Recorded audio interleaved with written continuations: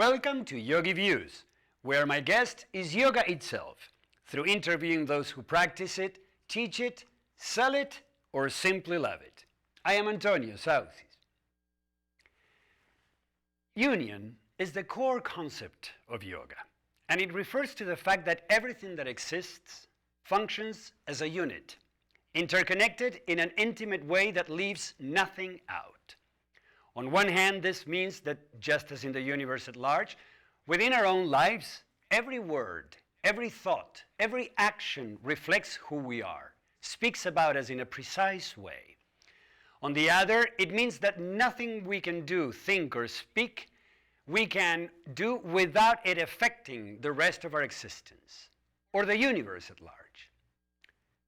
The phrase, "we are one," is perhaps the most popular way of expressing this concept.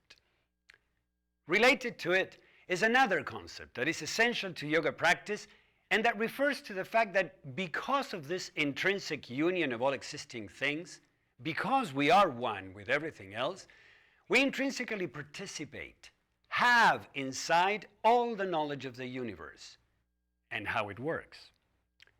We come to this life equipped with all the knowledge we need to live a life, a good life. But for some reason, we've forgotten. And as a result, we seek outside. We think that the next job, the next house, or the next relationship is going to give us that happiness we're looking for. Yoga reminds us to go within, to look inside where this precious knowledge lies. In fact, yoga practice is only destined to remind us of that knowledge by directing the awareness within. So then, outside of the practice space, outside of the studio, in our everyday life, we can exercise that knowledge. A group of yoga teachers have taken this idea to heart and formed an organization called Off the Mat and Into the World. The expression "off the mat" refers to the sticky mat practitioners in the United States used to practice on. Off the Mat uses the power of yoga to inspire conscious, sustainable activism and ignite grassroots social change. They do this by facilitating personal empowerment through leadership trainings, fostering community collaboration, and initiating local and global service projects. One of their initiatives is YogaVotes, a nonpartisan campaign to awaken a new demographic of mindful voters, sparking higher voter turnout amongst the 20 million United States citizens who practice yoga. At a recent gathering in San Francisco, I had the opportunity to interview Kerri Kelley, Off the Mat's executive director, who shared with me her passion for connecting who we are as yogis with who we are as voters. So I have the pleasure of being here with Kerri Kelley, who is the executive director of YogaVotes. And rather than me telling you what YogaVotes is, I'm going to let Kelly explain that to us. Thanks for speaking with us. Oh, you got it. Do you want me to grab this? I grab it for you. So YogaVotes is a nonpartisan effort sponsored by Off the Mat Into the World, which is an organization bridging yoga and activism. And over the last 5 years, we've been watching the yoga community take their practice off of their mat in the way in which they've been serving their community, in the way in which they buy food, in the way in which they choose which clothes to wear, what car to buy, where to travel. And so we started to see that yogis were really living their practice in many ways and taking yoga into the political realm, and the way in which we make choices, and the way in which we vote seemed like a natural next step. And so this campaign is all about mobilizing the yoga community to step up and speak up, to find their voice, to find their vote, and to participate in the way in which we participate on the mat. We call it inside out voting. It's about getting really clear about who you are and what you stand for, what issues matter to you, what's at stake for you in this election, getting informed about those issues, getting aware, and then voting from a really authentic and embodied place. And I think what's happening in the political world right now often causes us to react a lot to what we see in the media and to the rhetoric and to the divisiveness and the separation that we feel in politics. And so we're really trying to encourage yogis to step into that space, even though it's uncomfortable, even though it can feel separate and almost non-yogic at times, but breathe some yoga, breathe their practice and their values into that process, so that we could hopefully make a difference in the way in which politics is done. And now, perhaps that is the first tier of intention, I would say. But what is the hope for the larger picture of society or of political life to bring yoga into it? Yeah, you're right. This is a baby step. Like with any practice that you build on the mat, you begin with foundation. And for us, the foundation is getting yogis to find their voice and to participate in a way that feels conscious and compassionate. I think there's endless possibilities, and we get asked this question all the time. And I think a lot of what is going to happen is going to be informed by what this community does and by the ways in which we show up. Certainly, one of our long-term goals is to transform the way in which we participate in civic life, in politics. Because I think what we found in a lot of our research and in a lot of our surveys is that oftentimes the way in which we participate or contribute can be very unconscious. If we contribute at all, we've also heard from a lot of people that they're very deliberately turning away from the process because it feels broken or separate, or because they feel like their vote doesn't matter. And so I think the first step for us is to get people to realize that it's important that we take action, and it's yogic that we take action, right? Yoga is not about being passive or about taking detours or about bypassing what's uncomfortable or what's dark or the shadow. It's about going in and going through. And so we're really trying to create a space where we can confront some of the difficult issues that we're facing, and get informed and take action in a way that feels authentic. And then certainly, if we can bring our yogic values, the values of speaking truth to power, the values of compassion and concern, the values of inclusivity into a process that often feels like the opposite of that, we could change the game. And the way that we can change the game is because we're 20 million large in the United States. 1 out of every 15 people does yoga. And so we're a community of numbers. We're a community of conscious people that are living their practice and in every way off the mat.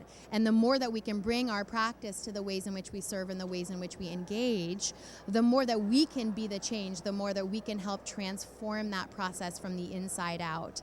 So it's really not about us telling people what to do or what to believe or how to do it. It's about us doing it. It's about us modeling what it is to engage in a debate that could be fierce and very different, but to do it in a way that's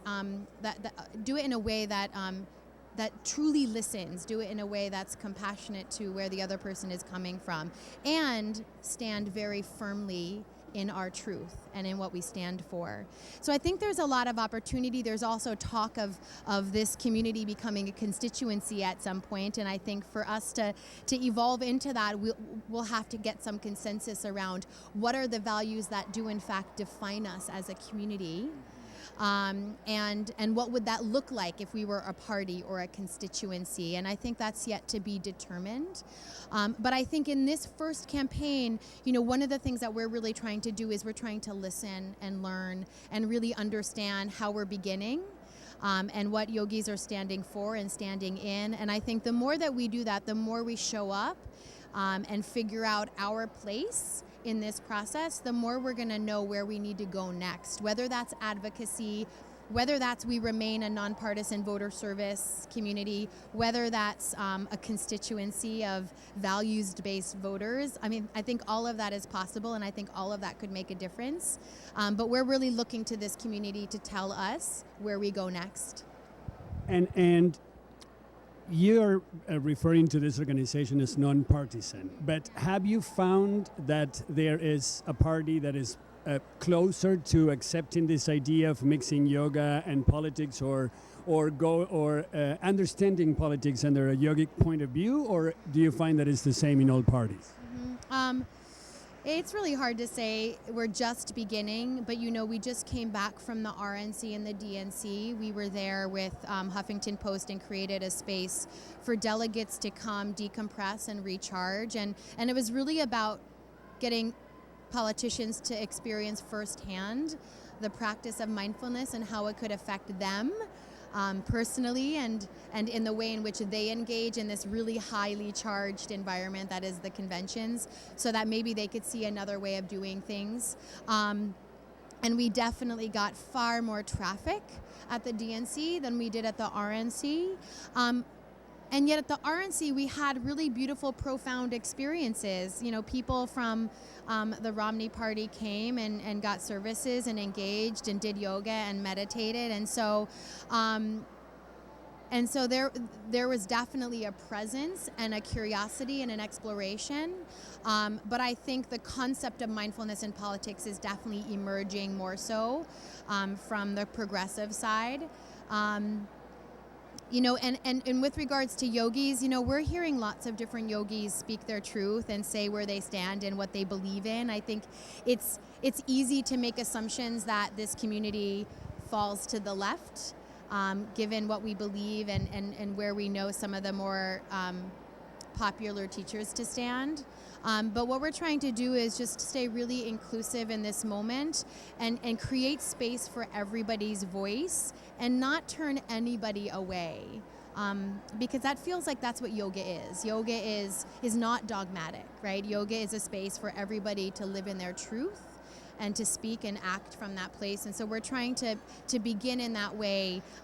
But as we go, we're definitely observing different ways of being, and it's been interesting to be at the RNC and the DNC and to compare.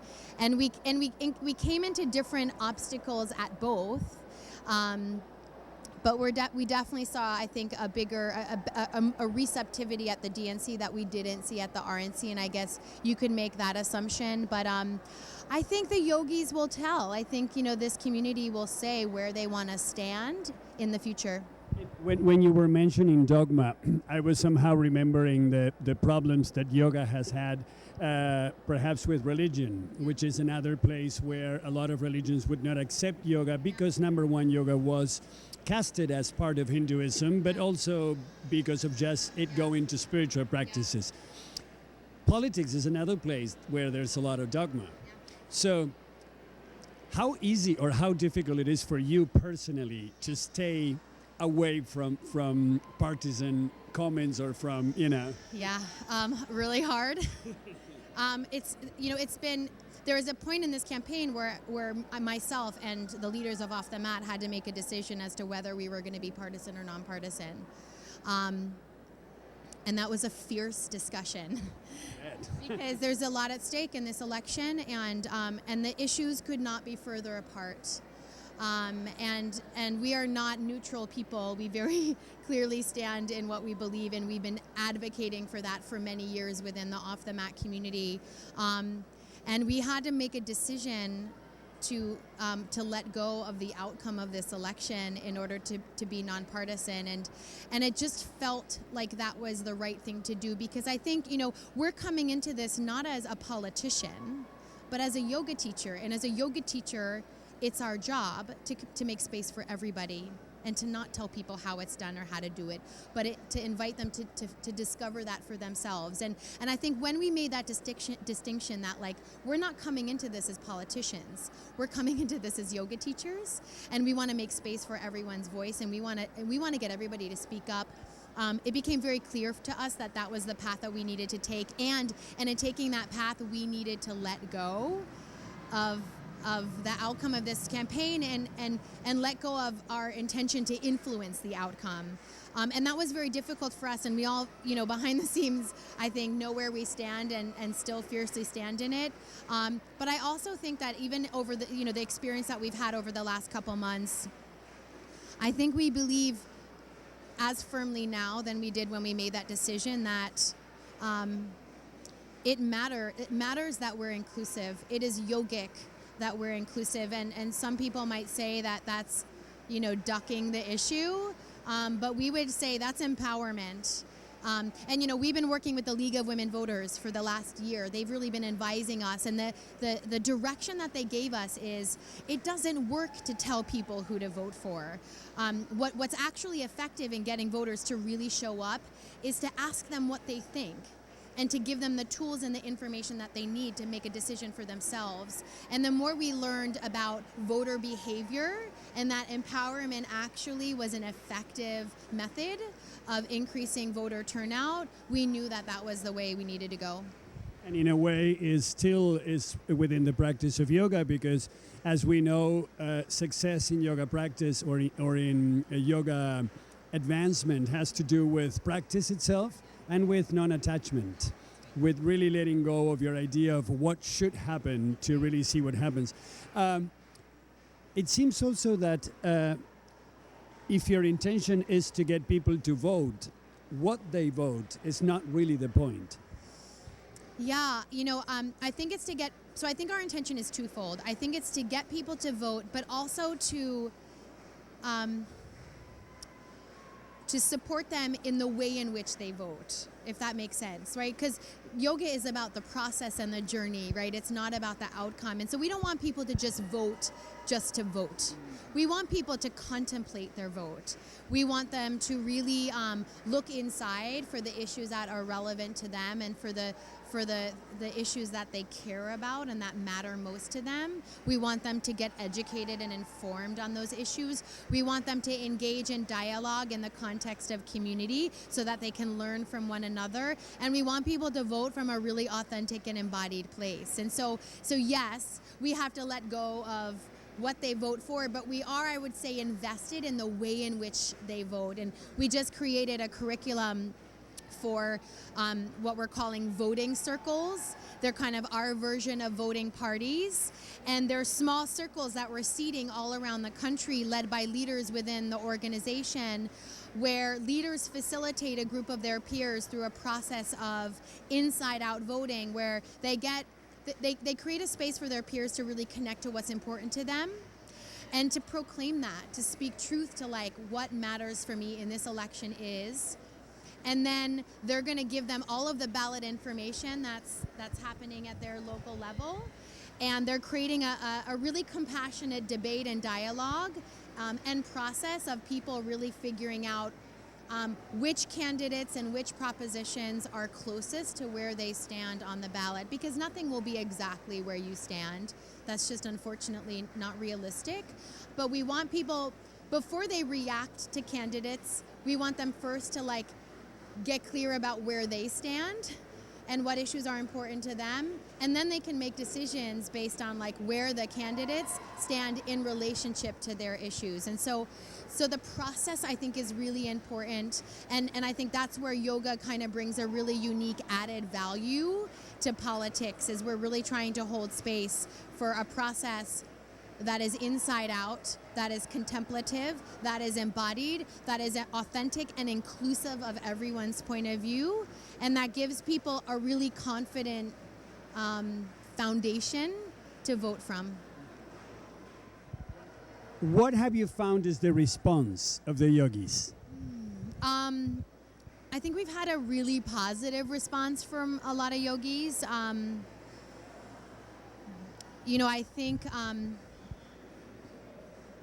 I think when we first started this, I think we heard from the community that people were really throwing the towel in on politics, and that was frightening, right? Because we're a community of powerful, privileged, informed citizens, and so there's a great opportunity, in fact, for us to be showing up.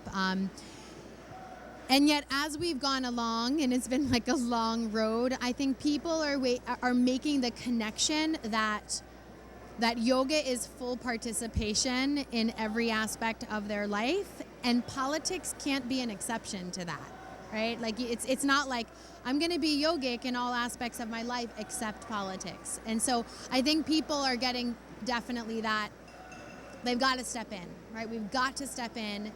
And I think when we talk about politics and call it for what it is, it's messy, it's broken, It's divisive at times. It can be mean. I think it gives people permission to be like, oh yeah, it is all those things. And we have to step in anyway. So I think people are starting to shift on that point.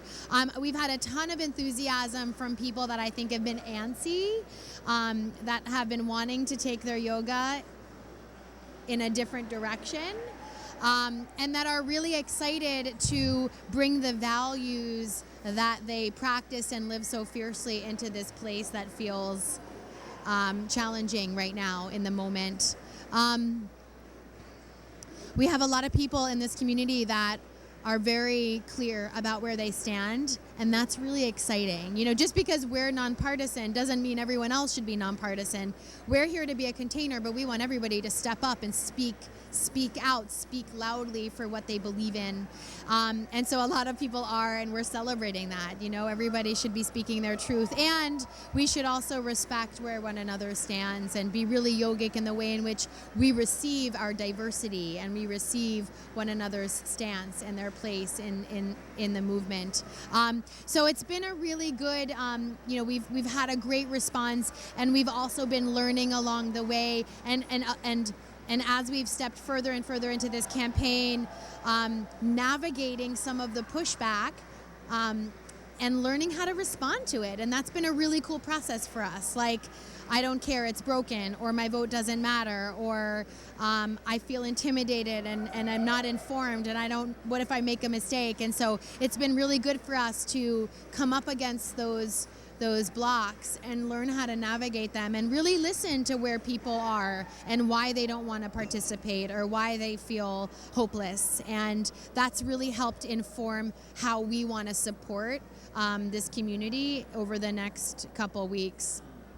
And I know you cater mainly to yogis, Yeah. but I'm sure that perhaps some regular voters or regular citizens also come in through the door of yoga because of your initiative. Is that right? Yeah, I think so. And, you know, we've had a really good response from a lot of the people that we met at the DNC and the RNC.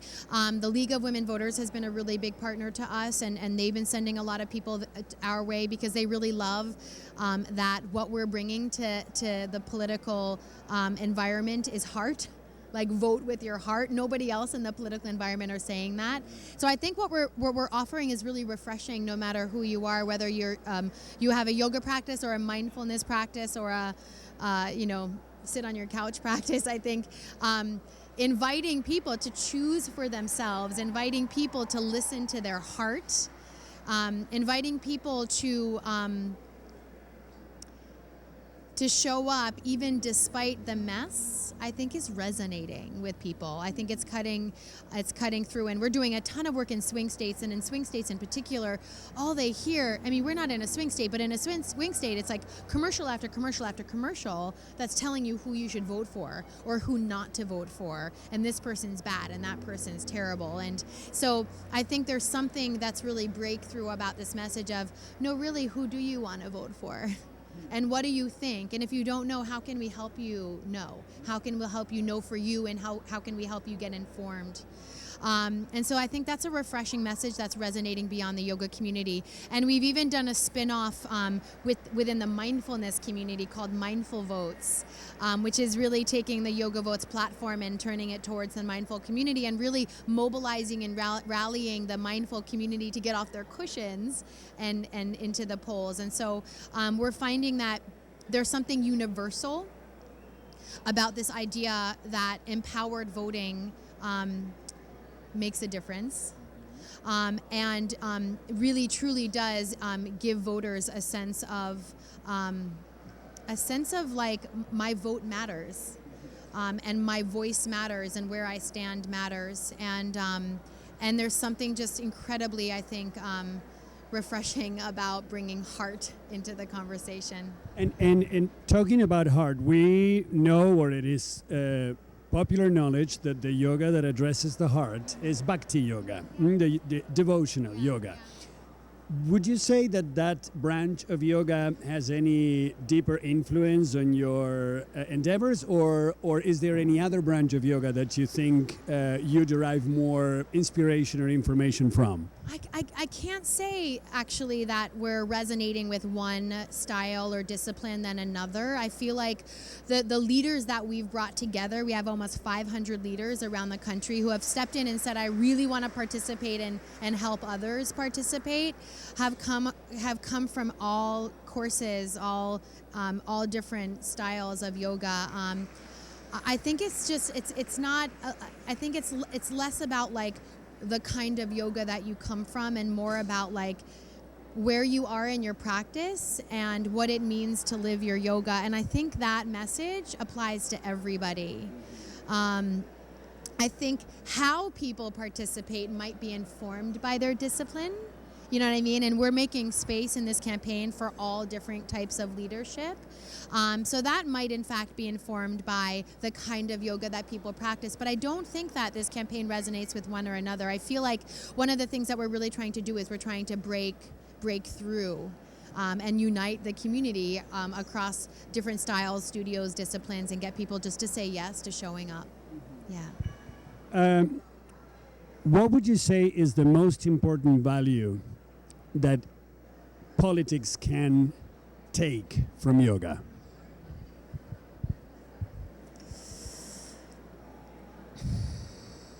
I think love. I think love and compassion. I think if we all paused and came to the table from a place of love and compassion. I know that sounds fluffy, but I really believe that like if we really checked in with that and engaged from that place as politicians or as activists or as lobbyists, I think it would be a different conversation. I think when we're coming to the table from a place of fear, that's what's creating all the separation. I think it's as simple as like choose to come from a place of love. Choose to come from a place of love. And that will help, I think, bridge difference. And I think that will help people across the aisle have more effective conversations. It might not mean that everyone agrees, and I don't think it ever will, but it might change the way in which we work with one another. Yeah. So I'm going to be devil's advocate. Okay. Because the love for people can make you be against war. The love for your country can make you justify war. And it's love. How would you reconcile those two in a yogic way? I don't know actually if that's love. So I would first get people to really check in with like, is it really love or is it fear that's making you choose war? Often it's fear. So you would say consciousness would be the point. Yeah, I do, I guess. And I think, yeah, and then we have to go. So thank you very much. Thank you very much. Oh, please, and I wish you the best, and I hope that more and more yogis get to vote. I hope so. We're learning a lot, and I think there's more to come. So thanks for creating this space. Thank you, Kerri. Yeah, you got it. Namaste. Namaste. Certainly, this is an inspiring way of taking the knowledge of yoga and applying it to important aspects of personal and civil life. We wish YogaVotes all the best in their project. I hope you liked our show today. And if you care to let me know, shoot me an email at antonio@yogiviews.com. I look forward to seeing you the next time.